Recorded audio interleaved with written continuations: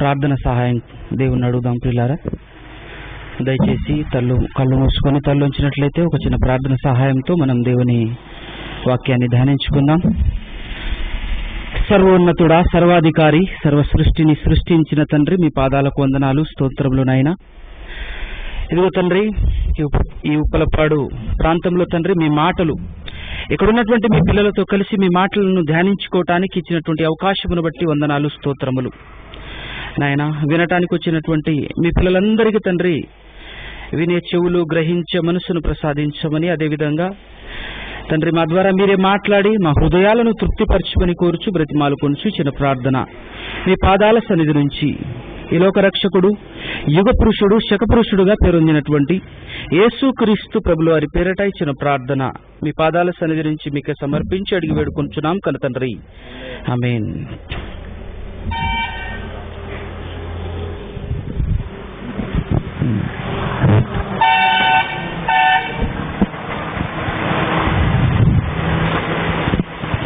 సర్వోన్నతుడు దేవాది దేవుడు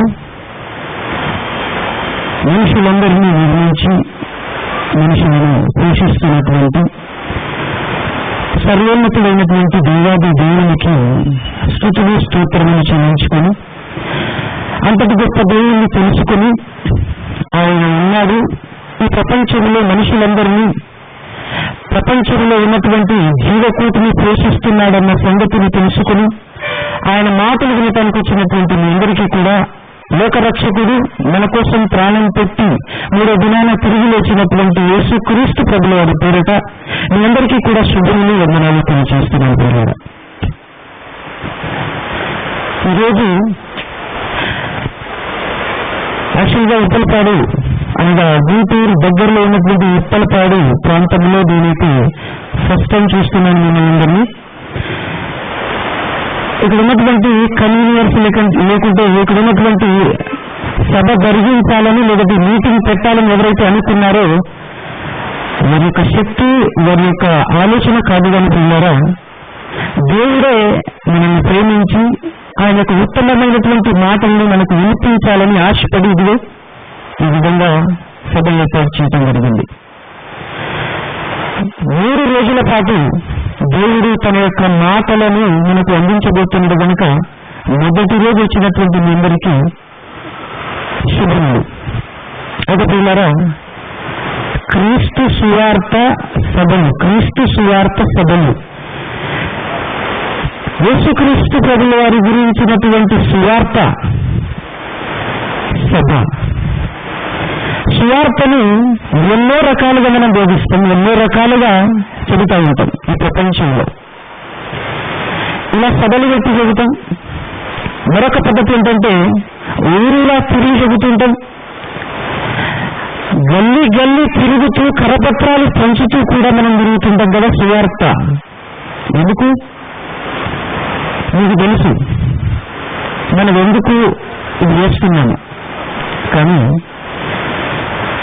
ఒక వినూత్నమైనటువంటి ప్రశ్నతో, ఆలోచనాత్మకమైనటువంటి ప్రశ్నతో ఇదే కార్యక్రమం వీధి సువార్తలో పడి వెళ్తున్నప్పుడు యేసుక్రీస్తు ప్రభుల వారిని చెప్పటానికి, ఆయన గురించి తెలియచేయటానికి లోకంలో ఒకానొక ప్రాంతంలో పిల్లరా మేము సువార్త చేస్తుండగా ఒక సహోదరుడు దేవుడంటే తెలియదు కానీ, దేవుని గురించి తెలియదు కానీ ఒక మంచి ప్రశ్నతో ఎగిరిపడ్డాడు. ఎందుకంటే మనం సువార్త చేస్తున్నప్పుడు ఎందరెందరో ఎగిరిపడుతుంటారు, వ్యతిరేకిస్తుంటారు, రకరకాల మాటలతో మనల్ని అవసరం అనుకుంటే హింస పెట్టడమో లేకపోతే అడ్డుకోవటమో లాంటివి చాలా చేస్తుంటారు. అయితే నాకు నచ్చినటువంటి ఒక వ్యక్తి, అనగా నాకు నచ్చిన ప్రశ్న, మంచి ప్రశ్న అడిగాడు. అతను ఏమడిగాడంటే, దేవుని గురించి చెప్పడానికి మనం సమాజంలోనికి సువార్త అనేటటువంటి పేరుతో మనం ముందుకు వెళ్ళినప్పుడు ఒక వ్యక్తి నిలబడి మాట్లాడాడు.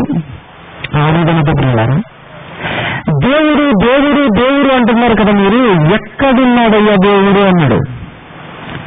అతని వాయిస్, అతను మాట్లాడుతున్న విధానం కోపంతో కాదు ఆవేదనతో మాట్లాడుతున్నాడు అన్న సంగతి అర్థమైంది నాకు. ఎక్కడున్నాడు దేవుడు అన్నాడు. ఏమైంది ఇలాంటి మాటలు మాట్లాడుతున్నారు, ప్రాబ్లం ఏంటి, నీ సమస్య ఏంటి, నీ డౌట్ ఏంటి అని అన్నప్పుడు ఆయన లేవనెత్తినటువంటి ప్రశ్నలు ఎలాంటివంటే, బ్రదర్ మీరు దేవుడున్నారని ప్రచారం చేస్తున్నారు. మీరు మాత్రమే కాదు, సమాజంలో దేవుడు అనేటటువంటి పేరుపై జరుగుతున్నటువంటి కార్యక్రమాలు చాలా ఉన్నాయి కదా. దేవుడు అనే పదాన్ని ఉపయోగించుకొని ఎన్నో రకాల వర్గాలు, ఎన్నో రకాల మతాలు ఈరోజు ప్రపంచంలో మన కళ్ళ ముందు కనపడుతున్నాయి. అందరూ చెప్పేది ఏంటంటే దేవుడున్నాడు అని, అందరూ చెప్పేది ఏంటంటే దేవుడున్నాడు అని. కానీ నాకు ఒక సమస్య, నాకు ఒక డౌట్ అన్నాడు. ఏంటి బ్రదర్ అంటే, అనంటాడు, ప్రపంచాన్ని మీరు చూస్తున్నారా అన్నాడు. ఏమైంది బ్రదర్, ప్రపంచాన్ని చూస్తే ప్రపంచంలో ఏం జరుగుతుంది, ఏమైంది అని అంటే, మీరు అసలు సమాజంలోనే ఉన్నారా, సమాజంలో బ్రతుకుతున్నారు కదా, సమాజాన్ని చూసావా ఒక్కసారి అన్నాడు. ఏం జరిగింది సమాజానికి, ఏమైంది సమాజానికి అని అంటే, సమాజంలో ఏం జరుగుతుందో తెలియదా బ్రదర్ మీకు? టీవీల్లో కానీ, పేపర్లో కానీ, న్యూస్లలో కానీ ఎక్కడ పడితే అక్కడ మన కంటికి కనపడుతున్నవి, మన చెవులకు వినబడుతున్నటువంటి విషయాలు మీకు అర్థం కావట్లేదు అన్నాడు. దేని గురించి మాట్లాడుతున్నారు బ్రదర్ అని అంటే, వయసుతో సంబంధం లేకుండా అత్యాచారాలు జరగటం ఇవ్వట్లేదా అన్నాడు. ఎస్ చూస్తున్నాను అన్నాడు. దేవుడున్నాడని అన్నాడు. దేవుడున్నాడని దానికి దీనికి సంబంధం ఉంది బ్రదర్, ఉంది అన్నాడు. అక్కడ అలా జరుగుతుంది, హత్యలు జరుగుతున్నాయి. ఒకటే కుటుంబంలో ఒకే తల్లి తండ్రులకు పుట్టినటువంటి సహోదరులు డబ్బు కోసమో ఆస్తి కోసమో కొట్టుకోవటం మాత్రమే కాదు, చనిపోతున్నారు కూడా. సమాజంలో దినదినము కాలక్రమేణా ఏం జరుగుతుందనుకుంటున్నారు మీరు? ఒక్కసారి ఒక 500 సంవత్సరాల క్రితం కానీ, 1000 సంవత్సరాల క్రితం కానీ ఒకసారి వెనక్కి ఆలోచించండి. అప్పుడు లేనిది ఇప్పుడు ఉన్నది ఒకటి ఉంది తెలుసా మీకు అన్నాడు. ఏదో మంచి మాటలు మాట్లాడుతున్నాడు సోదరులు, ఏముంది ఏం లేదు అన్నాను. ఇంత అరాచకం అప్పుడు లేదు బ్రదర్, ఇప్పుడు ఉందన్నాడు. ఇన్ని పాపాలు, మనుషులు చేస్తున్నటువంటి పాపాలు ఒక్కసారి ఆలోచిస్తే అన్ని ఇన్ని కావు. ఎన్నో పాపాలు, ఎన్నో చెడు క్రియలు చేస్తున్నాడు. సమాజంలో నేరాలు ఘోరాలు అని టీవీల్లో చూపిస్తున్నారు. రకరకాలైనటువంటి క్రియలు జరుగుతుంది కదా. ఇదంతా జరుగుతుంటే ఒక పక్క నుంచి మీరు వచ్చేసి దేవుడున్నాడు అని చెప్తాడా అన్నాడు. ఒకవేళ దేవుడే ఉంటే, దేవుడే ఈ ప్రపంచాన్ని చూస్తా ఉంటే, దేవుడే ఒకవేళ ఈ ప్రపంచంలో ఉంటే, ఈ ప్రపంచాన్ని నిర్మించింది దేవుడే అని నువ్వు అనుకుంటే, ఇదంతా జరుగుతున్నది చూడట్లేదుగా దేవుడు? ఇదంతా ఎందుకు జరుగుతుంది? ఇదంతా జరుగుతుంది అయినా కూడా ఆపట్లేదు దేవుడు. ఇన్ని భయానకమైనటువంటి పరిస్థితి సమాజంలో చోటు చేసుకుంటున్నాయి, అయినా కూడా అసలు దాన్ని ఆపేవాడు కానీ, అసలు ఇలా ఎందుకు జరుగుతుంది, అన్యాయంగా ఎంతో మంది చనిపోతున్నారు, వాటన్నిటినీ కూడా చూస్తూ దేవుడు అనేవాడు ఉంటే ఇలానే చూస్తూ నిమ్మలం ఉంటాడా బ్రదర్? అందుకోసమే నేనేం చెప్తున్నానంటే దేవుడు లేడన్నాడు ఆయన. అంటే ఇప్పుడు సమాజంలో జరుగుతున్నటువంటి పరిస్థితులను బట్టి నువ్వు డిసైడ్ అయ్యి నువ్వు చెప్పినటువంటి మాట ఏంటి అని అంటే దేవుడు లేడు. ఆయన ఒక్కడే కాదు, చాలా మంది ఉన్నారు సమాజంలో దేవుడు లేడు అని వాళ్ళు. దేవుడు లేడు అని చెప్పేటటువంటి వారిని ఒక పేరుతో పిలుస్తాం. మనం ఏం పేరు చెప్తారు ఒకసారి? నాస్తికులు అని పిలుస్తాం కదా.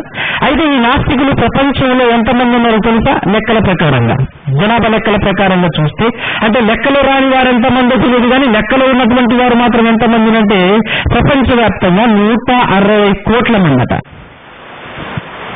160 కోట్ల మంది దేవుడే లేడు అని మాట్లాడుతున్నారు. వాళ్ళు అలా మాట్లాడడానికి గల కారణం ఏంటి? ఆలోచించారు ఎప్పుడైనా? ఎందుకంటే వాళ్ళు మనలానే బ్రతుకుతున్నారు సమాజంలో, దేవుడు లేడనేటటువంటి వారు ఎన్నో రకాల కారణాలు చెప్పినా అందులో ఇది మాత్రం ఖచ్చితంగా ఉంటుంది. కాబట్టి ఇప్పుడు దేవుడు లేడు అంటున్నటువంటి వాళ్ళు చెప్పినటువంటి మాటలు, దీన్ని బట్టి సువార్త చేస్తున్నటువంటి సువార్త కూడా దేవుడున్నాడని ప్రచారం చేస్తున్నావు కదా, ఉందా నీ దగ్గర సమాధానం అన్నాడు.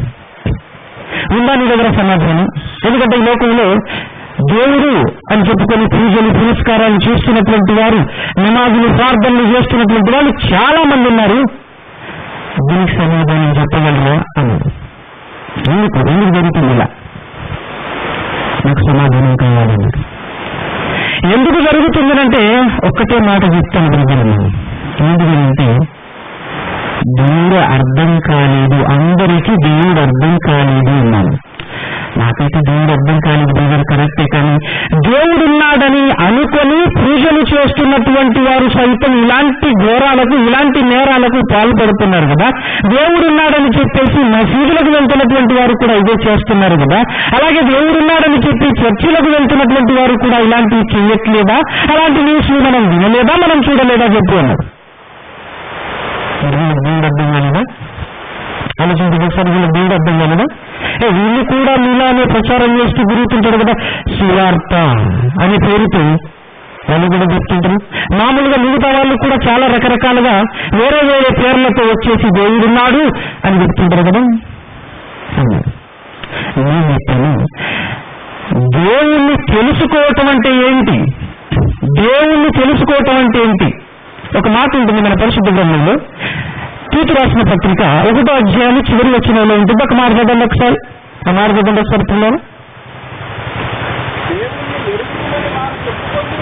ఇది సమాజంలో దేవుడు తెలుసు అని అనుకునేటటువంటి వాళ్ళు చాలా మంది ఉన్నారు. పబ్లిక్ గా దేవుడు తెలియదు, లేదంటే దేవుడు లేడు అని చెప్పేటటువంటి వాళ్ళు 160 కోట్ల మంది అని వాళ్ళు లెక్కల్లో పక్కకు వచ్చేసారు. రైట్. అయితే దేవుడున్నాడు అని చెప్పేటటువంటి వాళ్ళు మిగతాదంతా దేవుడున్నాడు అని చెప్పే బ్యాచ్ కదా. 800 కోట్ల జనాభాలో 160 కోట్ల మంది ఎంత అండి? ఒకసారి ఆలోచించండి. ఒక్కొక్కరికి 10 మంది 20 మంది వచ్చేసి చెప్పినా కూడా ఈజీగా క్లియర్ అయిపోద్ది కదా సమస్య. వాళ్ళందరూ దేవుడు ఎవరో తెలుసుకుంటారు కదా. ఇప్పుడు దేవుడున్నాడు అని నమ్ముతున్నటువంటి వాళ్ళు, దేవుడున్నాడు అని చెబుతున్నటువంటి వాళ్ళ సంఖ్య చాలా ఎక్కువ ఉంది కదా. దేవుడిని నమ్ముకున్నటువంటి వాళ్ళ సంఖ్య చాలా ఎక్కువ ఉంది కదా. మరి వాళ్ళందరూ ఒక్కొక్కరి దగ్గరికి వెళ్ళి చెప్పాలని అనుకుంటే ఒక్కొక్క వ్యక్తి దగ్గరికి 20-50 మంది వెళ్ళొచ్చు. అంత కౌంటింగ్ ఉంది ఇక్కడ. కానీ ఎందుకు వెళ్ళట్లేరు? ఈరోజు ఇంతమంది దేవుడు లేడు అని చెబుతున్నాడంటే ఇది ఎవరి విఫలం చెప్పండి? దేవుడు తెలుసు అని అనుకున్న వాళ్ళ యొక్క ఫెయిల్యూరే ఇది. అన్నారు ఎందుకంటే దేవుణ్ణి ఎరుగుదమని వారు చెప్పుకుందరు కానీ అసహ్యులను, అవిధేయులను ప్రతి సత్కార్యము విషయము భ్రష్టులనై ఉండి తమ పనుల వలన, క్రియల వలన అంటే తమ పనుల వలన, తమ క్రియల వలన ఆయనను ఎరుగనన్నట్టున్నారు. దీని అర్థం ఏంటంటే నోటి మాటతో మాత్రం దేవుడున్నాడా బ్రదర్ అంటే ఎందుకు లేడు? దేవుడున్నాడు, ఖచ్చితంగా దేవుడున్నాడు అని చెప్పేసి బలంగా మాట్లాడతారు. కానీ వారి యొక్క క్రియలు, వారి యొక్క పనులు చూసినట్లయితే ఎట్లుంటుందంటే ఎక్కడున్నాడు దేవుడు? ఏం చెప్తుంది దేవుడున్నాడని? అది వాళ్ళ యొక్క క్రియల్లో కనపడేటటువంటి విధానం, వారి యొక్క పనులలో వచ్చేటటువంటి సమాధానం. క్రియల ద్వారా వచ్చే సమాధానం ఎలా ఉంటుందంటే దేవుడు అదనమాట. కానీ నోటి మాటతో మాత్రం ఏం చెప్తున్నారు తెలుసా? దేవుడున్నాడు అని చెప్తుంది. ఎందుకంటే క్రీస్తుని నమ్ముకున్న తర్వాత కూడా దేవుణ్ణి తెలుసుకున్నామని చెప్పి, దేవుణ్ణి తెలుసుకున్న తర్వాత కూడా సహితము మనం తప్పు చేశామనుకో మనం ఈ అకౌంట్లోనికే వస్తుంది. మనం మాత్రమే కాదు, ప్రపంచంలో ఎవరైనా సరే. అంటే వీళ్ళకు ఏ అర్థం కాలేదంటే ఖచ్చితంగా చెప్తున్నాను దేవుడు అర్థం కాలేదు, ఖచ్చితంగా చెప్తున్నాను దేవుడు అర్థం కాలేదు. ఇంతకు దేవుడు అంటే ఏంటి బ్రదర్? దేవుడు అంటే ఏంటి? ఇది మీకు కూడా రావచ్చు ప్రశ్న. అబ్బో నాకు కూడా తెలియదు దేవుడు. ఇంతకు దేవుడు అంటే ఏంటో చెప్పు. నాకు కూడా తెలియదు. బైబిల్ చెప్తున్నట్టు చక్కగా, బైబిల్ అయితే చాలా చక్కగా చెప్తుంది, అవునా కదా? ఒక్కసారి బైబిల్లో దేవుని గురించి ఏమని రాయబడిందో రోమా పత్రిక, రోమిలకు రాసినటువంటి పత్రిక 1వ అధ్యాయము 20 వచనం. ఆయన అదృశ్య లక్షణములు, బాగా ఆలోచించండి మీరు. ఆయన అదృశ్య లక్షణములు అర్థమైందా మీకు? దేవుడట ఆయన అంటే ఎవరు కంటే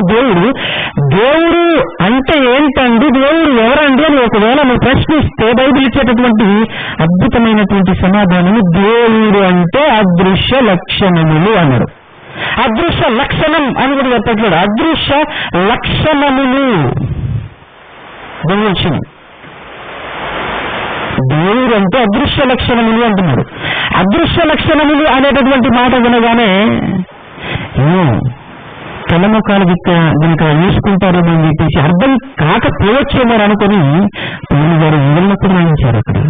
అనగా అనగా ఏంటంటే అనగా అని చెప్తాడు సార్, ఆయన నిత్య శక్తి అంటే నిత్యము నిరంతరము ఉండేటటువంటి శక్తి. నిత్య శక్తియు దేవత్వము అంటే లక్షణాలన్నిటినీ కలిపి ఒక తత్వము. ఆ తత్వమే దైవత్వము అంటే దేవుని యొక్క తత్వము. ఫర్ ఎగ్జాంపుల్ అప్పుడప్పుడు మనం మాట్లాడుతున్నప్పుడు ఒక మనిషి యొక్క తీరు తెన్నులను చూసి, ఒక మనిషి యొక్క పద్ధతులు, అతను బ్రతుకుతున్నటువంటి ఆ బ్రతుకు విధానాన్ని బట్టి మనం ఇక్కడ మాట్లాడుకుంటాం. ఇతని తత్వం బాగుంది, పలానాడు తత్వం బాగుంటుంది అంటే అదొక అతని యొక్క విధానం, అతని యొక్క తత్వం, అతని యొక్క గుణం అని చెప్పచ్చు. అయితే ఇక్కడ దేవుడే తత్వం అట. అదృశ్య లక్షణములు, లక్షణాలన్నింటినీ కలిపితే ఒక తత్వం, అదే దైవత్వం. ఏదంటే దైవత్వం అని మాట్లాడుతున్నారు సార్. దైవత్వం ఇంతకు లక్షణాలు ఎలాంటి లక్షణాలు, ఏ విధమైనటువంటి లక్షణాలు, ఈ లక్షణాలు ఎలాంటి లక్షణాలు అని మనం గనక ప్రశ్నించుకుంటే మరలా సమాధానం బైబిల్లో గనక మనం అడిగినట్లయితే 2000 సంవత్సరాల క్రితం దీని మీద అడుగుపెట్టినటువంటి దైవ కుమారుడు యేసుక్రీస్తు ప్రభుల వారు గెత్సెమనే తోటలో తాను అప్పగింపబడబోయేటటువంటి రాత్రి ఆయన ప్రార్థన చేస్తూ ఆ ప్రార్థనలో ఒక మాట ఉచ్చరిస్తుందండి. ఆ మాట ఒక్కసారి యోహాను సువార్త 17వ అధ్యాయంలో 25వ వచనం చూడండి. 17వ అధ్యాయము 25వ వచనం ఉంటున్నారా? ప్రార్థన చేస్తూ అంటున్నాడు, నీతి స్వరూపుడవగు తండ్రి, నీతి స్వరూపుడవగు తండ్రి అని ప్రార్థన చేస్తున్నాడు. దాని అర్థం ఏంటి తెలుసా? తండ్రి దేవా నీ స్వరూపము నీతి అంటున్నాడు. ఏంటంటే నీ స్వరూపము నీతి. ఇంతకు నీతి అనేది లక్షణమా వాడతున్నాను? లక్షణం కనబడుతుందా? లక్షణం కనపడుతుందా? అప్పుడు మాట్లాడుతుంటాం మనం, ఈ అబ్బాయి మంచి నీతి కలిగింది, ఫలానా వ్యక్తి మంచి నీతి కలిగినటువంటి వ్యక్తి అని మాట్లాడుతుంటాం. కానీ అతని దగ్గర నీతి మాట్లాడుతుందా? ఒకవేళ ఫర్ ఎగ్జాంపుల్ గా నువ్వు కలిసినప్పుడు, అన్నా నీ దగ్గర నీతి పుష్కలంగా ఉన్నట్టు కదా అన్న, ఒక అరకిలేదుగా అని అర్థం ఇస్తుందా? అది మనకు కనపడేదా? ఫర్ ఎగ్జాంపుల్ గా మనం మార్కెట్కి వెళ్ళి కూరగాయలు కొంటున్నట్టుగా మనం ఏమైనా కొంటామా నీటిని? లేదంటే లిక్విడ్ రూపంలో ఏమైనా ఉంటుంది? అది 1 లీటర్గా 2 లీటర్గా నాకు నీటి కావాలి, నీటి కొనుక్కొస్తా అంటానికి లేదు కదా. అన్న నీ దగ్గర నీటి ఉండట కదా అని చెప్పేసి అన్నప్పుడు ఎస్ ఉంది అని చెప్పేసి ఆయన వేలు చేయగలుగుతారా చూపించడానికి? కనపడదు కదా. అదృశ్యమైన లక్షణం మీరు గుర్తుపెట్టుకోండి. దేవా నీ స్వరూపం నీతి అన్నాడు ఇక్కడ. ఇంకొక మాట ఎఫెసీ పత్రిక 4వ అధ్యాయం 24వ వచనం చదవండి. ఎఫెసీయులకు రాసినటువంటి పత్రిక. త్వరగా నీతియు యథార్థమైన భక్తియు గలవారై దేవుని పోలికగా సృష్టింపబడిన నవీన స్వభావం. నవీన స్వభావం అంటే కొత్త స్వభావం. దేవుని పోలికగా సృష్టింపబడిన నవీన స్వభావమును ధరించుకోవాలి, మీరు ధరించుకోవాలి అంటున్నాడు ఇక్కడ. అంటే దేవుని పోలికగా ఏమేమి ఉన్నాయట? నీతి ఉంది అక్కడ, యథార్థత కనపడుతుంది అక్కడ, భక్తి కనపడుతుంది అక్కడ. 3 లక్షణాలు. ఈ 3 లక్షణాలు కూడా అదృశ్యమైనవే కదా. కనబడుద్దా? కనబడతాయా? కనబడవు కదా. అదృశ్య లక్షణములు. నీతి, యథార్థత, భక్తి అనేది దేవుని పోలికతో ఉన్నటువంటి స్వభావం అటది. దేవుని పోలిక. మరొక మాట చూడండి, 1 యోహాను పత్రిక 4వ అధ్యాయం 8వ వచనం. 1 యోహాను పత్రిక 4వ అధ్యాయం 8వ వచనం. మనం దేవుడంటే ఇంకా అర్థం చేసుకునే కోణంలో ఒక 4 స్టెప్లు, ఒక 4 అడుగులు లోపలికి వెళ్తున్నాం మనం. జాగ్రత్తగా వినండి. దేవుడు ప్రేమ స్వరూపి అన్నాడు. దేవుడు ప్రేమ స్వరూపి అని చెప్పి పైన 1 అనే అంకె ఉంటుంది చూసారా, కింద ఫుట్బాల్ లో దాని అర్థం రాయించారు చూడండి ఒకసారి. దేవుడు ప్రేమయ్య ఉన్నాడు అని అంటే ప్రేమే దేవుడు, ప్రేమే దేవుడు అన్నాడు. ఇప్పుడు ప్రేమ కనపడుతుందా? ప్రేమ కనపడుతుందా?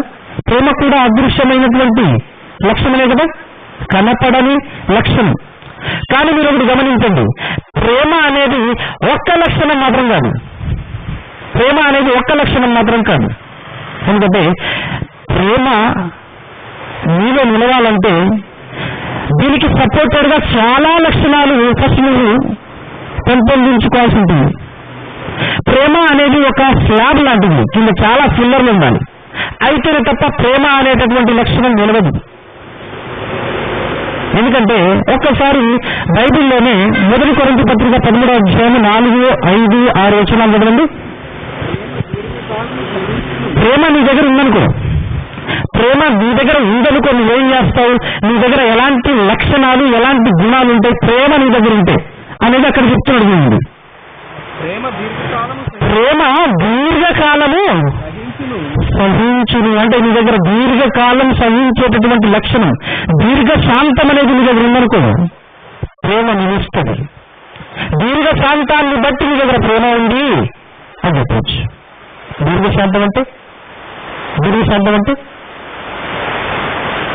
ఇళ్ళలో ఒక ఇంట్లో కారణం విషయం విషయం, భర్త పిచ్చి పెట్టిండు, మామూలు పెట్టలేదు, తలకాయ పగిలి కళ్ళల్లో రక్తం కారుతుంది.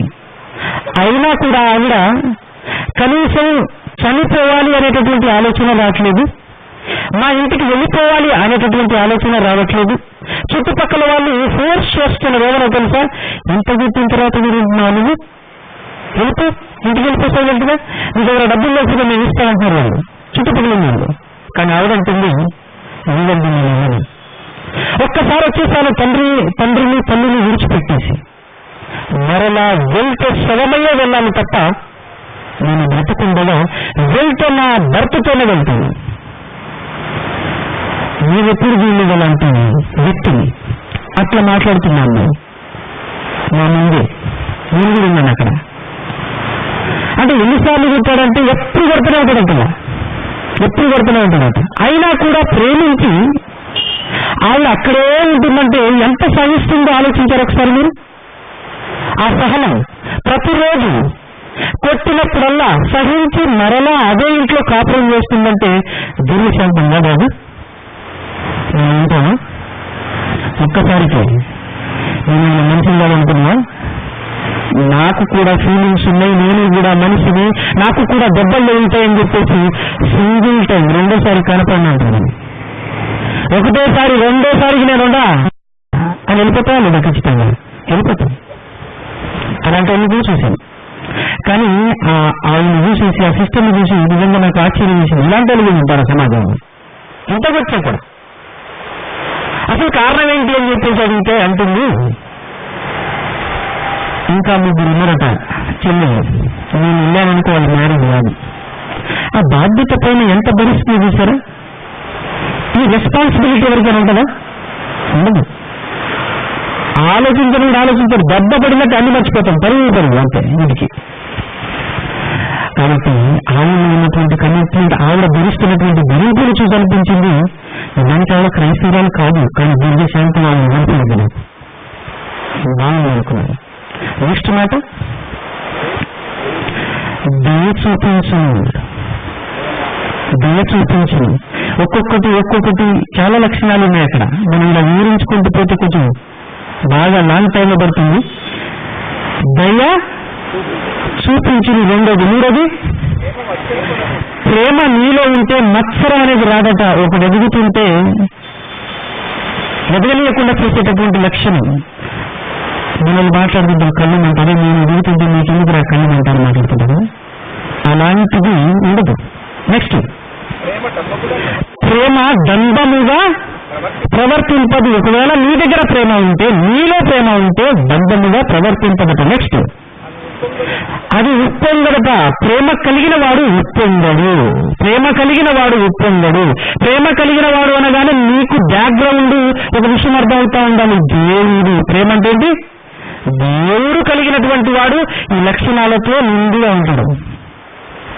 నెక్స్ట్ పాయింట్, అమర్యాదగా నడవదు. అందరితో మర్యాద పూర్వకంగా నడుస్తుంది, నడవగలుగుతాం ప్రేమ ఉంటే. నెక్స్ట్ పాయింట్, సొంత ప్రయోజనం కోసం ఆలోచించదు. 10 మంది బాగుండాలి, నేను ఒక్కడే బాగుంటే బాగుండదు, 10 మంది బాగుండాలి, 10 మందిలో నేను ఉండాలి, 100 మంది బాగుండాలి, 100లో నేను ఉండాలి అని అనుకునేటటువంటి మంచి సుగుణం అన్నమాట. ఆ తర్వాత మాట, తొందరగా కోపపడదు.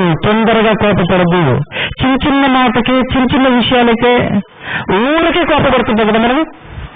ఊరికే కోపం వస్తుంటుంది. ఇంట్లో భార్య భర్తలు ఉంటున్నప్పుడు బయటంతా నిమ్మలంగా మాట్లాడుతున్నాము కానీ భార్య భర్తలు మాత్రం నిమ్మలంగా ఉండదు. చాలా కుటుంబాలు చూశాను.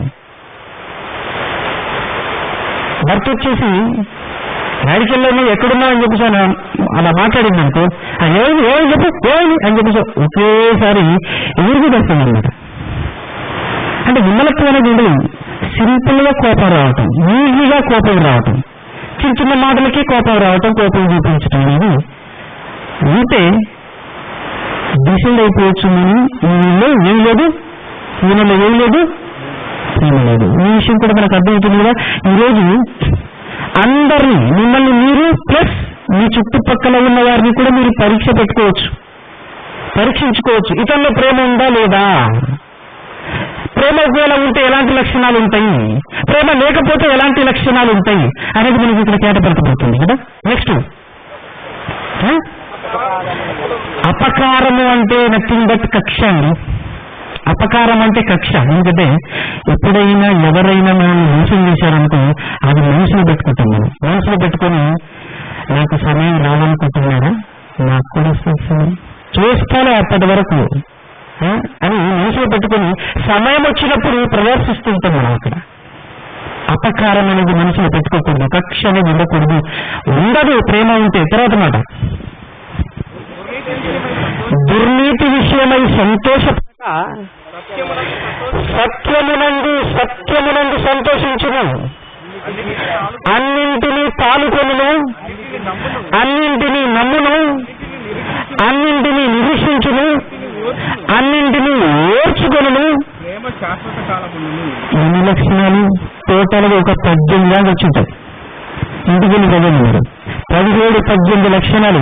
ఇన్ని ఫిల్లర్స్ ఉంటే గాని ప్రేమ అనేది నీలో కనపడదు. ఇన్ని ఫిల్లర్స్ నీలో ఉంటేనే నీలో ప్రేమ ఉన్నట్టు. అదవుతుందా?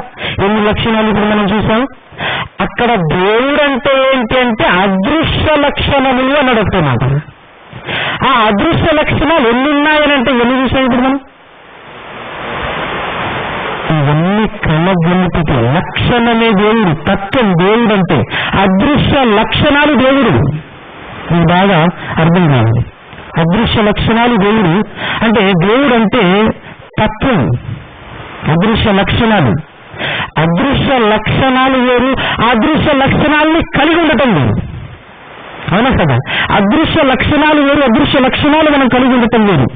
మనలో అదృశ్య లక్షణాలు ఇప్పటివరకు చెప్పుకున్నటువంటి లక్షణాలన్నీ నీలో ఉన్నాయనుకో, నేను దేవుత్వం ఉన్నట్టే, నేను దేవుడు ఉన్నట్టే.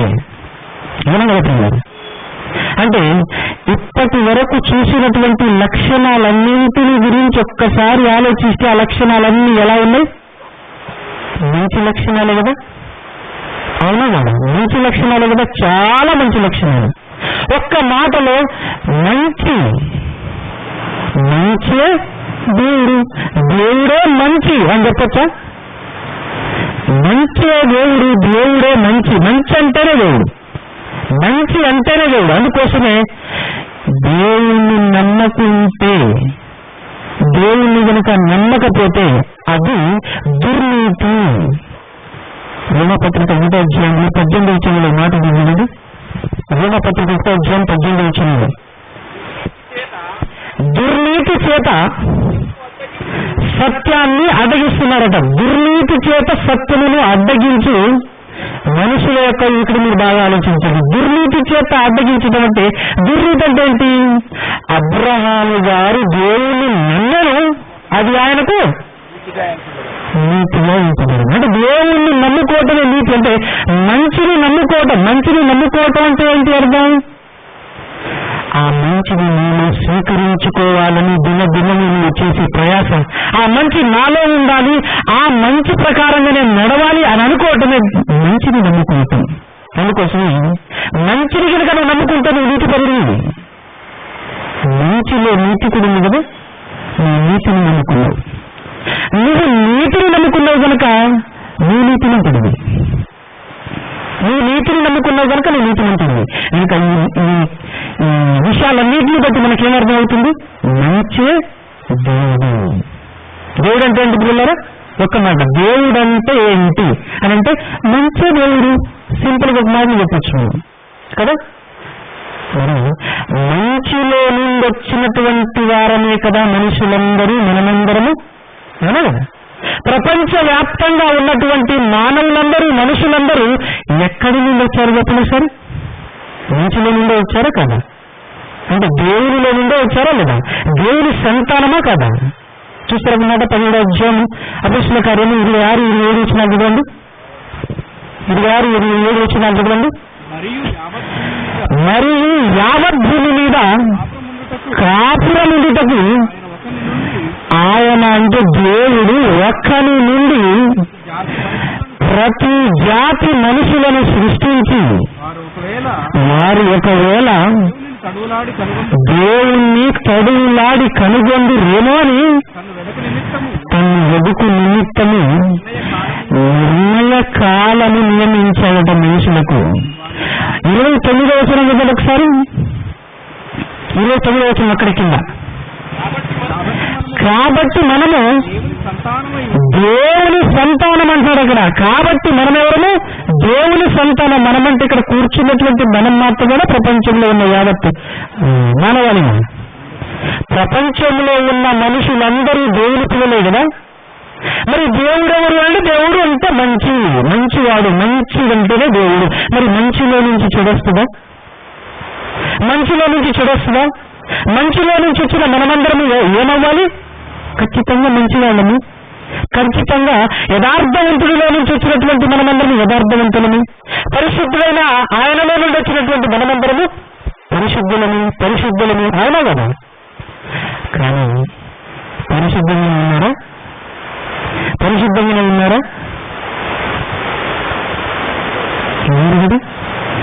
ఇది వచ్చింది ఆయనకు దేవుడు. మీకు అర్థమైందా? సువార్త సేవలో సువార్తకు వెళ్ళేటప్పుడు ఒక వ్యక్తి అడిగానని చెప్పాను కదా, బ్రదర్, సమాజంలో జరుగుతున్నటువంటి కీడు, సమాజంలో జరుగుతున్నటువంటి చెడును చూసి అతను మాట్లాడినటువంటి మాట ఏంటో తెలుసా? గాడ్ అన్నాడు.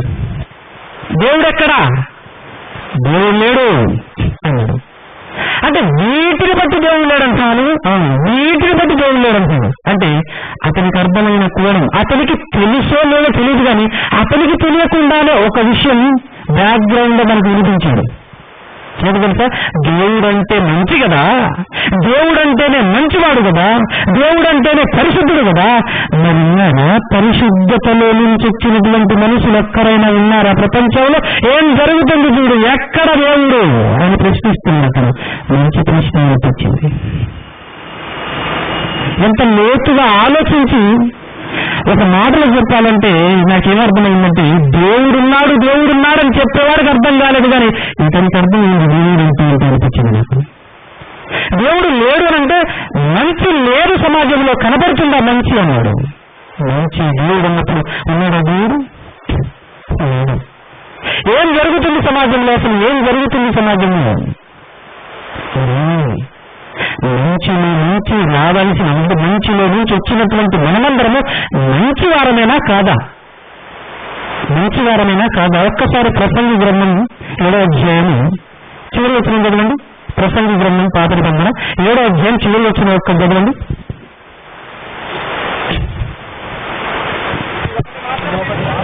ఇది ఒకటి మాత్రం నేను కనుగొంటిని, ఏంటంటే దేవుడు నరులను యథార్థవంతులుగా పుట్టించను. దేవుడు అంటే యథార్థవంతుడు కదా, యథార్థవంతుడు. దేవుడు అంటే యథార్థవంతుడు తన పిల్లలందరినీ యథార్థవంతులుగానే పుట్టించాడు. మంచిలో నుంచి మంచి వస్తే తప్ప చెడుస్తుందా పిల్లలు? మంచిలో నుంచి మంచే రావాలి, యథార్థతలో నుంచి యథార్థతే రావాలి, కానీ చెడు రాకూడదు కూడా. అసలు ఎవరు చెప్పారండి మీకు? మంచిలో నుంచి మంచే రావాలా, చెడు రాకూడదా? అది ఆడిందని ఎవరు చెప్పారు కదా?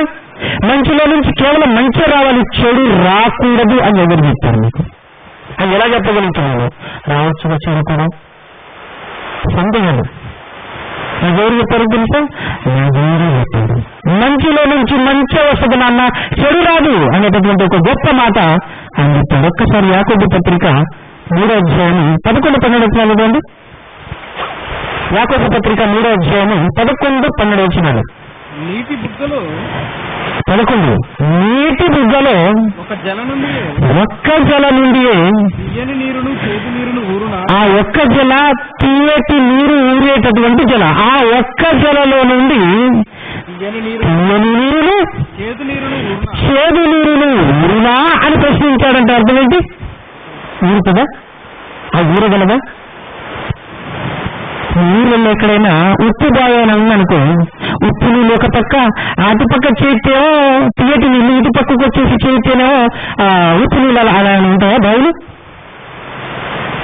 ఉండవు కదా. ఒక జల నుండి ఒకటే ఒక జల నుంచి వచ్చాయంటే ఎలా ఉంటుంది? ఒకటే రకంగా ఉంటుంది. తీయని ఊట నుంచి ఊరినటువంటి నీళ్లు తీయగానే ఉంటాయి. తర్వాత మాట, నా సహోదరులారా, అంజూరపు చెట్టున ఒలివ పండ్లైనను ద్రాక్ష తీగ పైన అంజూరపు పండ్లైనను కాయునా అని ప్రశ్నించాడంటే కాయదు అనే కదా అర్థం. ద్రాక్ష తీగ అంజూరపు చెట్టు అనగానే మీకు అర్థం కాకపోవచ్చు. నేను భాషను చెప్తాను. నిమ్మకాయ చెట్టు ఉంటుంది కదా, నిమ్మ చెట్టుకు దానిమ్మ కాసుదా? చెప్పండి, కాసుదా? నిమ్మ చెట్టుకు దానిమ్మ కాయదు, దానిమ్మ చెట్టుకు నిమ్మ కాయదు, కానీ కాస్తుందిగా, కనబడుతుందిగా. ఆ వ్యక్తి మనకు చూపించినటువంటి ప్రశ్న అదే కదా, అవునా కదా? మనమందరము మంచి వాళ్ళమే అనగా మంచిలో నుండి వచ్చిన వాళ్ళమే, కానీ మనలో ఒకటి కనపడుతుంది. ఏం కనపడుతుంది? చెడు కనపడుతుంది. మనలో ఏం కనపడుతుంది? మనలో చెడు కనపడుతుంది. అంటే నచ్చింది అంటే దానిమ్మ చెట్టుకు నిమ్మకాయలు కాస్తున్నాయి ఇక్కడ. అరే అది అసంభవం కదా. ఎలా జరిగింది అంటే జరిగింది. ఎలా జరిగింది కదా. అదే ప్రశ్న, అది కావాలి సమాజానికి. ఎలా జరుగుతుంది? సమాజంలో జరుగుతున్నటువంటి కీడంతా, సమాజంలో జరుగుతున్నటువంటి చెడంతా ఎలా జరుగుతుంది? మనుషులందరూ దేవుని పిల్లలే కదా. అయితే మధ్యలో ఇదేం జరిగింది? ఇది ఎక్కడి నుంచి వచ్చింది? మంచిలో నుంచి ఊడిపడ్డటువంటి మనుషులందరూ మంచి వాళ్ళుగానే ఉండాలి, కానీ వాళ్ళల్లో చెడు కనపడుతుంది ఏంటి? వాళ్ళలో కీడు కనపడుతుంది ఏంటి? ఇంతకు కీడంటే ఏంటి తెలుసా మీకు? కీడు అంటే తెలుసా? బైబిల్లో చెప్పాడు దేవుడు. కీడంటే ఎంత చూపిస్తుంది ఒక్కసారి ఆ బైబిల్లో ఉన్నటువంటి ఆ మాటను బట్టి మనకు అర్థమవుతుంది. బైబిల్ పరిభాషలో కీడుకు ఎన్నో రకాల పేరు పెట్టింది దేవుడు. మత్తయి సువార్త 5వ అధ్యాయం 37వ వచనం చదవండి. మత్తయి సువార్త 5వ అధ్యాయం 37వ వచనం చదవండి. మరి కీడంటే ఏంటి చెప్తుంది అక్కడ? కొండ మీద ప్రసంగం. యేసుక్రీస్తు ప్రభువు వారు కొండ మీద ప్రసంగంలో మాట్లాడుతున్నాడు. నీ మాట అవునంటే అవును, కాదంటే కాదని ఉండాలి. దీన్ని మించిందనుకో. ఎక్కడి నుంచి పుట్టింది? దుష్టుని నుండి పుట్టింది. ఎక్కడి నుంచి పుట్టింది మీరు? దుష్టుడు. ఎవరింతకు దుష్టుడు ఎవరు చెప్పాలి మీరు? కరెక్ట్గా చెప్పారు పేరు. అపవాది, సాతాను అంటారు కదా. దుష్టుని నుండి పుట్టినది. కానీ ఎక్కడ సమాధానం ఏం చెప్పాడు? దుష్టుని నుండి అన్న దగ్గర ఫుట్బాల్ లో అంటే ఒక అంకి ఉంది. ఏంటిది? కింద ఏం చెప్పాడు చెప్పండి? కీడట. కీడు నుండి. కీడు అంటే వాడు దుష్టుడు, అపవాది, సాతాను, దయ్యం, మృగం. ఘటసర్పం ఇన్ని రకాల ప్రేమించాడు దేవుడు. ఇంకొక మాట చూడండి పక్కన 6వ అధ్యాయంలో ఇన్వేషన్, 6వ అధ్యాయం ఇన్వేషన్.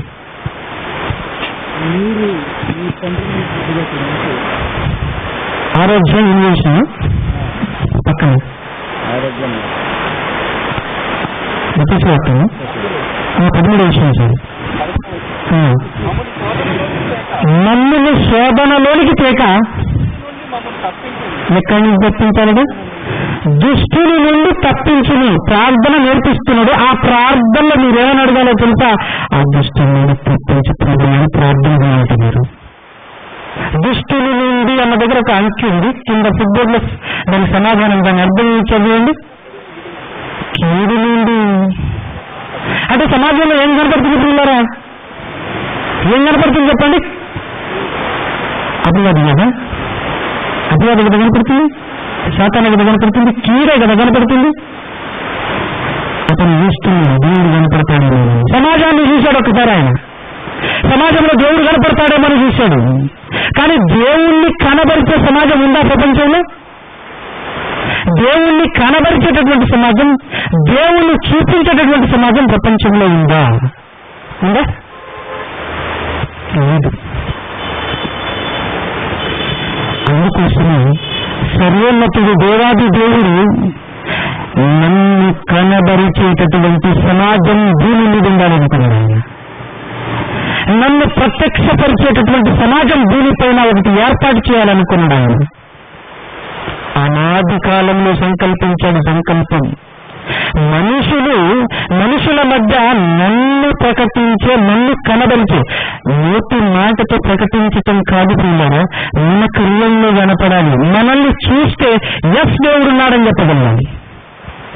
ఒక సమాజాన్ని చూస్తే దేవుడున్నాడని చెప్పగలగాలి. ఫర్ ఎగ్జాంపుల్గా దేవుడు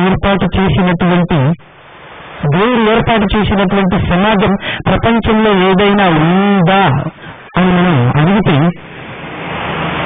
సంఘం అని చెప్పచ్చా? ఏ సంఘం? క్రీస్తు సంఘం అని చెప్పచ్చా?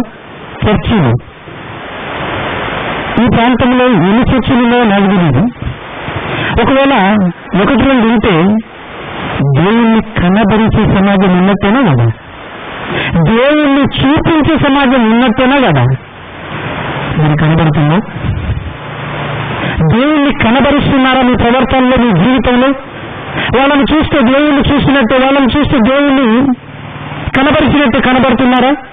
వాళ్ళలో దేవుడు మనకు కనబడుతున్నారా? కానీ ఒకప్పుడు క్రీస్తు తనలో దేవుణ్ణి చూపించాడు. 2000 సంవత్సరాల క్రితం యేసుక్రీస్తు ప్రభువారి భూలోకంలో 33 సంవత్సరాలు బ్రతికి తన జీవితంలో దేవుణ్ణి చూపించి చివరిలో అంటాడు, నన్ను వీడొక్కసారి దేవుడు కనపడుతున్నాడు. నన్ను చూస్తే దేవుణ్ణి చూసినట్టే అంటాడు, నన్ను చూస్తే తండ్రిని చూసినట్టే. ఎంత బలమైన మాట అది, ఎంత అద్భుతమైనటువంటి మాట అది. చివరిలో ఇక్కడి నుంచి అని మాట్లాడుతున్న ఒక్కసారి వచ్చిన చదవండి. యోహాను సువార్త 14వ అధ్యాయం. యోహాను సువార్త 14వ అధ్యాయం చదవండి. అప్పుడు ఫిలిప్పు, ప్రభువా తండ్రిని మాకు కనబరుచును, మాకది చాలు. నీ తండ్రిని కనబరచు, మాకది చాలు అన్నాడు ఆయన.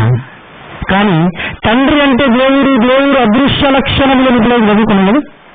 దేవుడు అదృశ్య లక్షణములు, అదృశ్యుడు. రైటా? నెక్స్ట్ అయితే యేసుక్రీస్తు ప్రభువారు మాట్లాడుతున్నది మాట, ఇప్పుడు నేను ఇన్ని రోజులు మీతో ఉన్నాను కదా, ఇన్ని రోజులు మీతో నేను ఉన్నాను కదా, నేను దేవుని నన్ను ఎరగవా? నన్ను నువ్వు ఎరగవా అంటే నేను నీకు తెలియదా అంటే దాని అర్థం ఏంటి? దాని అర్థం ఏంటండి? నేను ఎలాంటినో, నేను ఏ విధంగా బ్రతికానో, నా బ్రతుకు విధానం ఏంటో, నేను ఎలాంటి లక్షణాలు కలిగి ఉన్నానో, ఇదంతా ఇన్ని రోజులు తిరిగితే నీకు అర్థం కాదా అని మాట్లాడుతున్నాడు. ఒకవేళ సమాధానం కనుక పూర్తిగా వచ్చింటే, నాకు తెలుసు నేను నీతో ఉన్నాను, నేను అంటాడా కదా. ఏదో చెప్పు ఒకసారి, గర్భం ఉందంటున్నా కదా, ఏదోసారి చెప్తాను కానీ వాడు నువ్వు దయామయుడవు ప్రభువా, నువ్వు ప్రేమామయుడవు ప్రభువా, నీలో దీర్ఘశాంతము, నీలో పరిశుద్ధత, యథార్థత, భక్తి సమస్త లక్షణాలు చూశాను ప్రభువా. టోటల్గా నీలో మంచి ఉంది ప్రభువా. అవునా కదా? ఒక్క మాటలో చెప్పాలంటే నీలో మంచి దండిగా ఉంది ప్రభువా. 100% ఉంది ప్రభువా. అంటే అదే కదా నీ నిత్యం. ఆ 100% మంచిని నువ్వు ఇప్పటి వరకు చూసావా లేదా? ఎస్, చూశాను. అది నన్ను తండ్రి, అది వీడు, అది వీడు. యాక్చువల్గా ముందు మాటల్లో ఆల్రెడీ చెప్పేస్తాడు, చెప్పేసిన తర్వాత అడుగుతాడు. ఆల్రెడీ నన్ను చూస్తే దేవుని చూసినట్టే అని చెప్పేసిన తర్వాత మరలా మాకు కనబరుచుంటే దాని అర్థం ఏంటంటే ఫిజికల్గా ఇట్లా చూపిస్తాడేమో అని అనుకున్నాను. కానీ ఫిజికల్గా కాదు, ఇన్ని రోజులు నాలో నేను కనబరిచిన దేవుని కాదా అంటే. అందుకోసమే దేవుడు అదృశ్య లక్షణములు అయితే ఆ లక్షణాలన్నిటినీ తనలో చూపించిన ఏకైక వీరుడు యేసుక్రీస్తు ప్రభువు వారి నమ్ముకున్నాడు. అందుకోసమే ఆయన గురించి బైబిల్లో అద్భుతమైనటువంటి మాట రాదు. దీంట్లో ఒక్కసారి మాట వినండి. కొలసి పత్రిక 1:10 కొలసి పత్రిక 1:10 ఆయన దేవుడు అదృశ్యుడు. ఆ అదృశ్య దేవుని స్వరూపి.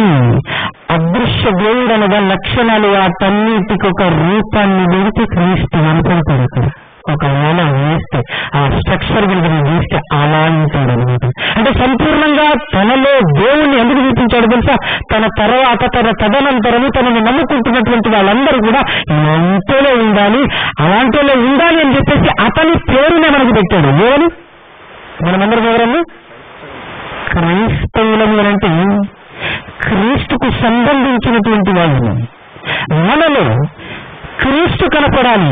క్రీస్తుని ఏం కనపడతాడు? దేవుడు కనపడతాడు. మనలో క్రీస్తు కనపడాలి. అందుకోసం అపోస్తలుడైనటువంటి పౌలు గారు మాట్లాడుతుంటాడు,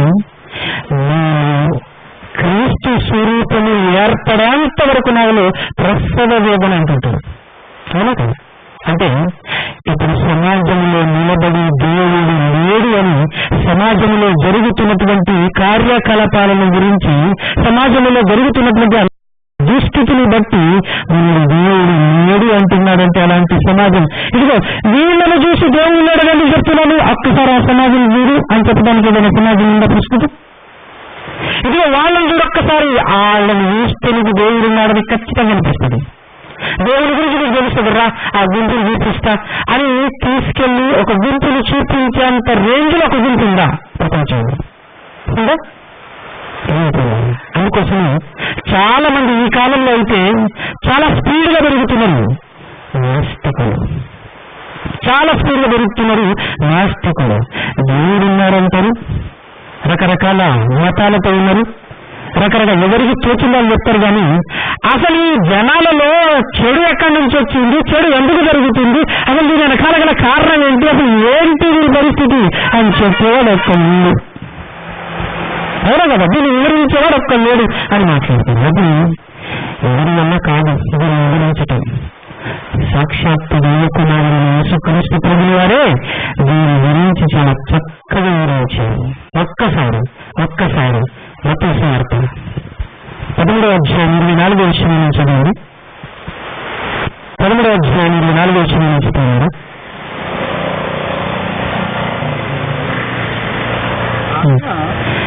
ఆయన అంటే ఇక్కడ యేసుక్రీస్తు ప్రభువు వారి గురించి మాట్లాడింది. ఆయన ఇంకొక ఉపమానం చెప్తున్నాడు అనమాట. చాలా సంగతులు యేసుక్రీస్తు ప్రభువు వారు ఉపమాన రూపంలోనే చెప్పాడు. ఎందుకంటే వీళ్ళకు డైరెక్ట్ గా చెప్తే అర్థం కాదు, కనుక అర్థం కాదని తెలిసినటువంటి ఆయన ఉపమాన రూపంలో అనేక విషయాలు చెప్పాడు. ఈ విషయాన్ని కూడా ఉపమానంలోనే చెప్పాడు. ఒక్కసారి ఆయన ఉపమానం ఆలోచించండి. ఏమనగా పరలోక రాజ్యము తన పొలములో మంచి విత్తనము విత్తిన ఒక మనుషుని పోలి ఉన్నది. మనుషులు నిద్రించుచుండగా దీన్ని పాయింట్ అవుట్ చేసుకోండి, మనసులో పెట్టుకోండి. మనుషులు నిద్రించుచుండగా అతని శత్రువు వచ్చి గోధుమల మధ్య ఏం విచ్చిపోయాడట? గోధుమల మధ్య గురుగులు విచ్చిపోయాడట. రైటా? మొలకలు పెరిగి గింజ పట్టినప్పుడు మొలకలు పెరిగి గింజ పట్టినప్పుడు గురుగులు కూడా ఆగబడను, గురుగులు కూడా ఆగబడను. అప్పుడు ఇంటి యజమానుని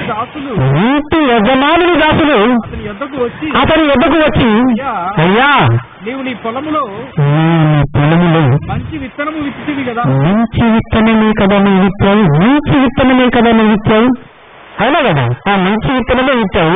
కానీ అందులో ఇప్పుడు నువ్వు చూస్తే అందులో మాకేం కనపడిందో తెలుసా? అసలు మాకేం కనపడిందో తెలుసా? గురుగులు ఎక్కడి నుండి వచ్చిన? గురుగులు కనపడ్డాయయ్యా, ఈ గురుగులా నుంచి వచ్చాయి. అదే కదా ప్రశ్న అడిగింది. ఏం ప్రశ్న? మనుషులు మంచిలో నుంచి వచ్చిన వాళ్ళందరూ మంచి వాళ్ళే కదా, మనుషులందరూ మంచి అని దేవుడిలో నుంచి వచ్చినటువంటి వారే కదా. మరి మంచి లేదేంటి? మొత్తం ఏం కనపడుతుంది? గురుగులు కనపడుతున్నాయి ఏంటి? ఈ గురుగా నుంచి వచ్చింది అని ప్రశ్నిస్తున్నారు. ఇది శత్రువు చేసిన పని, ఇది శత్రువు చేసిన పని. ఇంతకు శత్రువు శత్రువులకు ఒక్కసారి మొదటి పేతురు పత్రిక 5వ అధ్యాయం 8వ వచనం చదవండి. మొదటి పేతురు పత్రిక 5వ అధ్యాయం 8వ వచనం చదవండి. నిబ్బరమైన బుద్ధి గలవారై మెలకువగా ఉండుడు.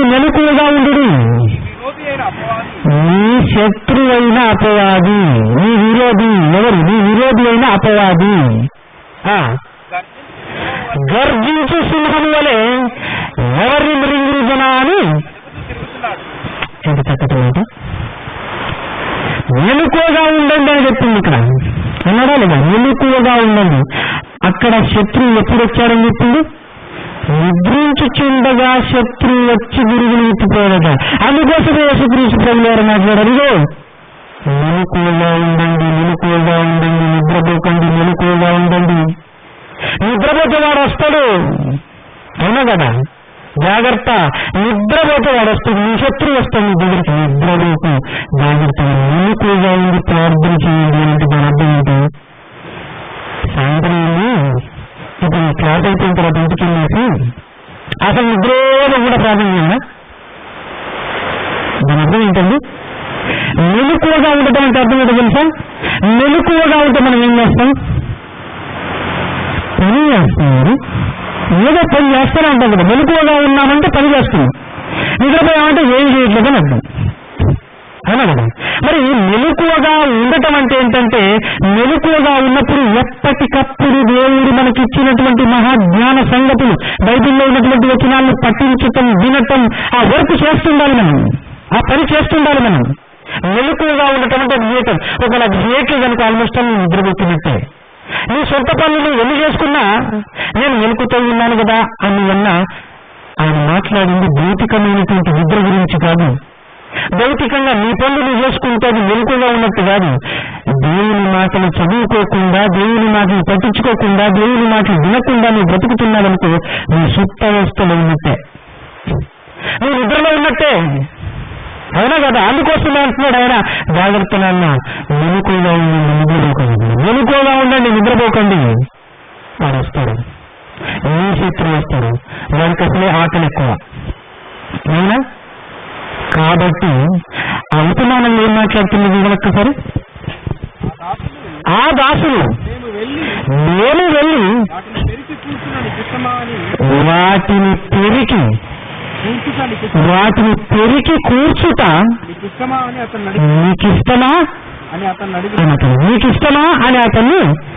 అడిగి, అందుకతడు వద్దు వద్దు వద్దు సుమి వద్దు, గురుగులను పెరుగుతుండగా, ఒకవేళ గురుగులను పెరుగుచుండగా వాటితో కూడా ఒకవేళ గోధుమలను పెళ్ళగింతువేమో. దీని అర్థం ఏంటో తెలిసిపోయినారు? నిర్దోషికి ప్రస్తుతం నిర్దోషులను నీ సంపకపోయినా పర్లేదు కానీ, దోషులను నీ సంపకపోయినా పర్లేదు, దోషులను నువ్వు నాశనం చేయకపోయినా పర్లేదు కానీ ఒక్క నిర్దోషికి కూడా శిక్ష పడకూడదన్నది దేవాది దేవుని యొక్క ఆలోచన. చూసారా ఎంత గొప్ప ఆలోచన అండి, ఎంత గొప్ప ఆలోచన, అవునా కదా? దేవుడు ఆయన ఆలోచించే ఆలోచన ఎంత గొప్పగా చూసారా? ఇది తెలియని వ్యక్తులు చాలా మంది క్రైస్తవ్యంపై బురదగలుతూ క్రీస్తుని విమర్శించడానికి రీసెంట్ గా కొన్ని సినిమాలు తీసేవాళ్ళు తెలుసా? నువ్వు అన్యాయంగా దేవుని నమ్మని వాళ్ళందరినీ నరకంలో వేస్తానంటున్నావు, కానీ మేము మాత్రం ఏం చేస్తామో తెలుసా? మా మనుషుల నీతి ఏంటో తెలుసా? దోషులు తప్పించకపోయినా పర్లేదు, కానీ నిర్దోషులను మాత్రం శిక్ష పడకూడదు అని నేను అనుకుంటుంది మా నీతి ఇంత గొప్పగా ఉంటే మీ నీతి ఇంకెంత గొప్పగా ఉండాలి ప్రభు అని చెప్పేసి యేసుక్రీస్తు ప్రభువుని ప్రశ్నిస్తున్నట్టుగా ఒక సినిమా తీశారండి. ఇతనికి అర్థం కాని విషయం తెలుసా? మనుషుల నీతి అని అనుకుంటారు.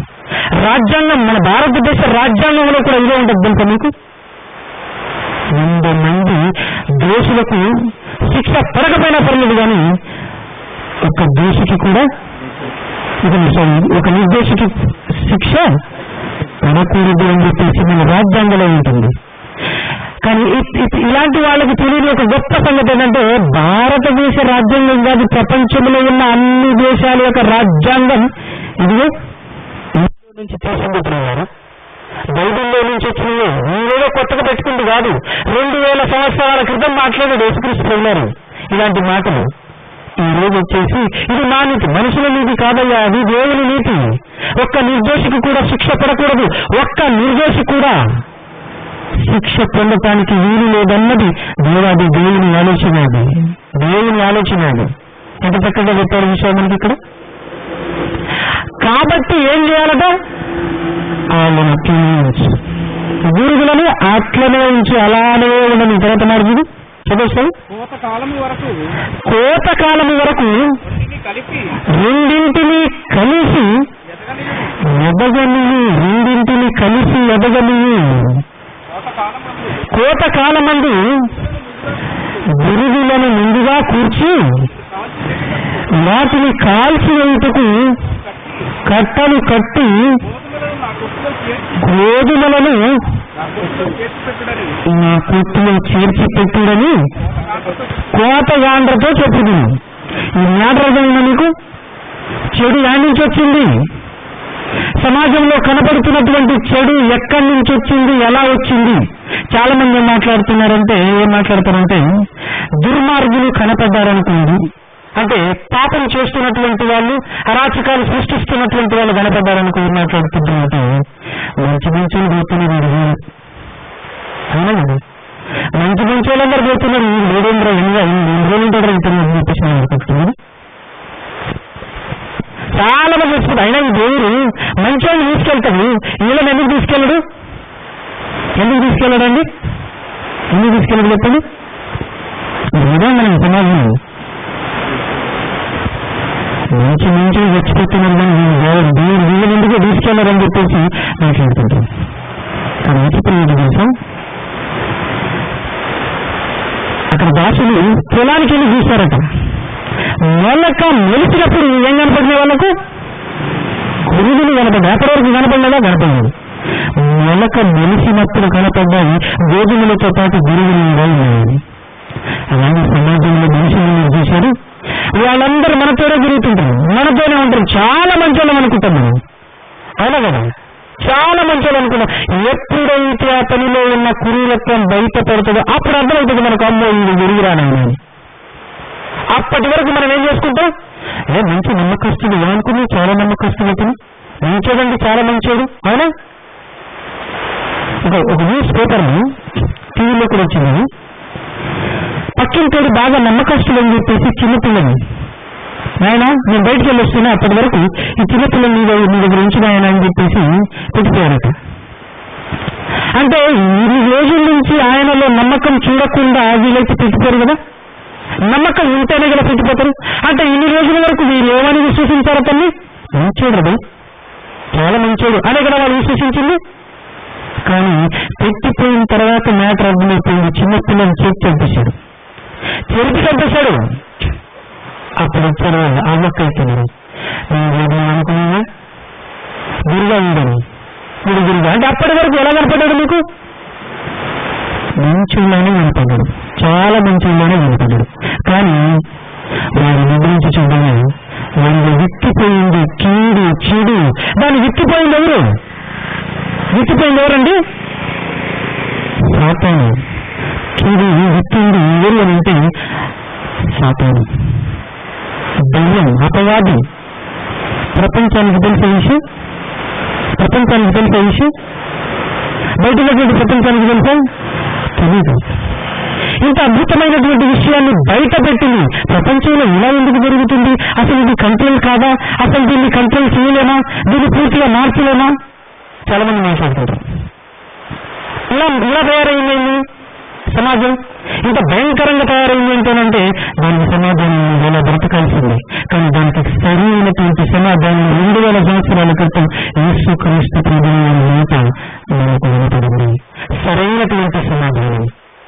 ఈ చుట్టుపక్కల వాళ్ళు కూడా బ్రతుకుతుంటారు. ఈ దేవుడిని తగిలిసా ముఖ్య స్నేహితులు నమ్మబడదు. ఎందుకంటే అతని యొక్క విశ్వరూపం ఎప్పుడు కనపడుతుందో నేను అప్పటి వరకు జాగ్రత్త. ఎవరిని అడ్డగోలుగా నమ్మకు, సొంత సహోదరునే నమ్మకూడదు. సొంత సహోదరునే నమ్మకు. ఎందుకంటే అప్పటి వరకు మంచిగా నీతిమంతుడుగా లేదంటే నమ్మకస్తులుగా యాక్టింగ్ చేస్తాడు. నమ్మక ద్రోహం అనే మాట ఎందుకు గుర్తుంది? ఫస్ట్ నమ్మకం, ఆ తర్వాత చేసేదే ద్రోహం.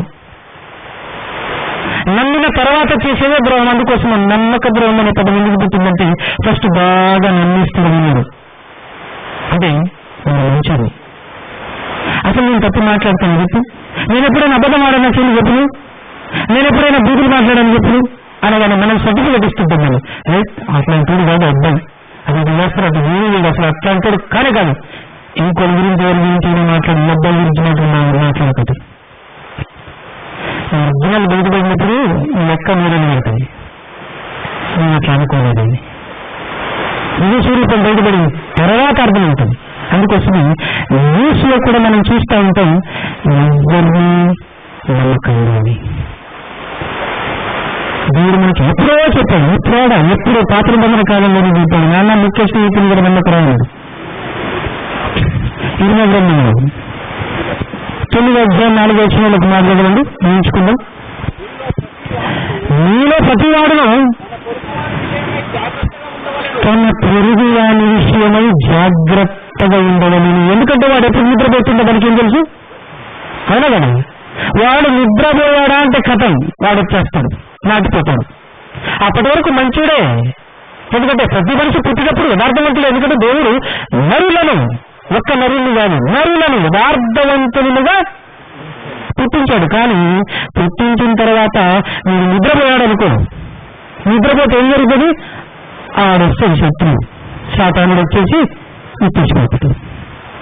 విత్తిపోయిన తర్వాత అది బయటకు వస్తుందిగా. విత్తిపోయిన తర్వాత మెలవకుండా మెలుస్తుంది. మెలిసినప్పుడు అర్థమవుతుంది. అప్పటి వరకు మాత్రం నువ్వు అనుకుంటావు చాలా మంచిది అనుకుంటావు. ఏ సహోదరునైనా నమ్మకుడు నిజముగా ప్రతి సహోదరుడును తంత్రగొట్టయి తన సహోదరుని కొంత నుంచేస్తుందట. ప్రతి పొరుగువాడును కొండమును చెప్పుటకై తిరుగులాడుచున్నాడు. ఇదైతే బాగా ఫేమస్ కదా మనకు. కొండములు అనేటటువంటివి ప్రతి ఊళ్ళో జరిగేటటువంటివి.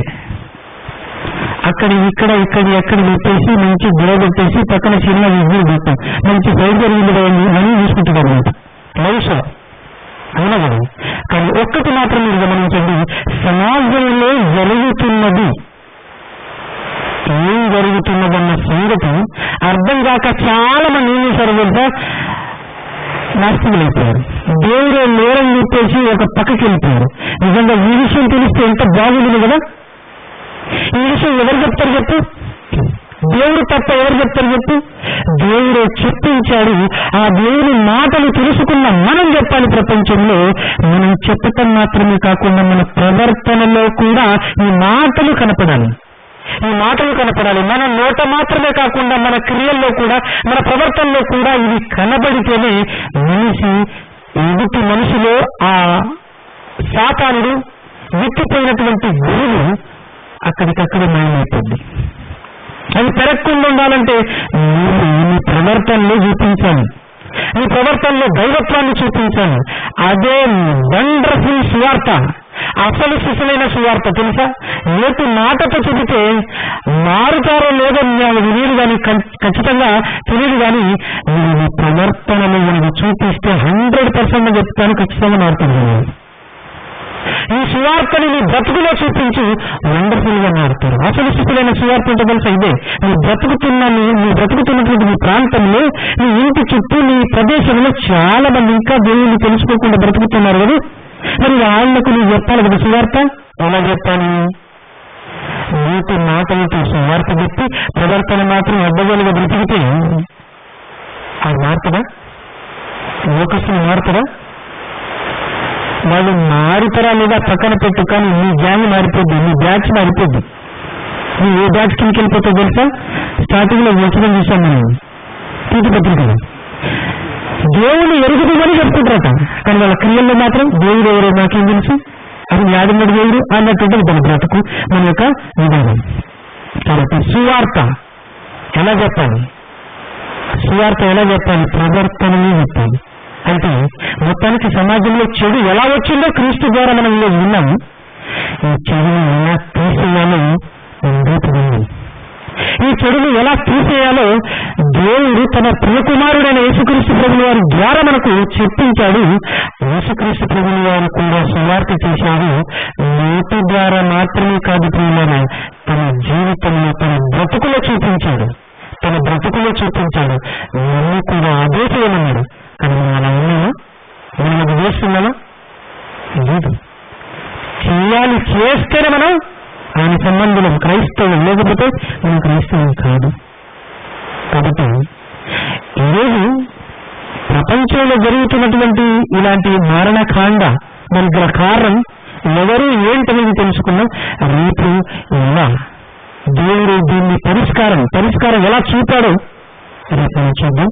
చిన్న ప్రార్థనతో ముగించుకున్నట్టు, సర్వశక్తిమంతుడా, సర్వోన్నతుడా, మహాఘండ, మనం ఎంతగానో ప్రేమిస్తున్నటువంటి మా పిల్ల పరలోకపు తండ్రి, ఇదిగోనాయన ఈ ప్రాంగణంలో ఈ సాయంకాల సమయంలో మమ్మల్ని అందరినీ ఒకటిగా చేర్చి మీ మాటలు తండ్రి మాకు వినిపించినందుకు ఇదిగోనాయన విన్నటువంటి మాటలను ఎంత మాత్రమే తండ్రి విడిచిపెట్టకుండా వాటి ప్రకారంగా మా బ్రతుకును మలుచుకోవటానికి, వాటి ప్రకారంగా మా బ్రతుకుని నడపటానికి కావలసినటువంటి శక్తి సామర్థ్యములను మరుగుచ్చలుగా పరిశుద్ధాత్మక సహాయమును నిండుగా ప్రసాదించమని కోరుచు బ్రతమాలు కొంచెం ఇక తండ్రి మీ పాదాల సన్నిధిలో నుంచి ఈ ప్రియకుమారుడు, ఈ లోక రక్షకుడు, మనుషులందరికీ ప్రభువైన యేసుక్రీస్తు ప్రభువుల యొక్క అది శ్రేష్టమైన ఉన్నతమైన నామమున ప్రార్థన మీ పాదాల సన్నిధించి మీకు సమర్పించి అడిగి వేడుకొంచున్నాను నా కన్న తండ్రి. ఆమేన్. అందరికీ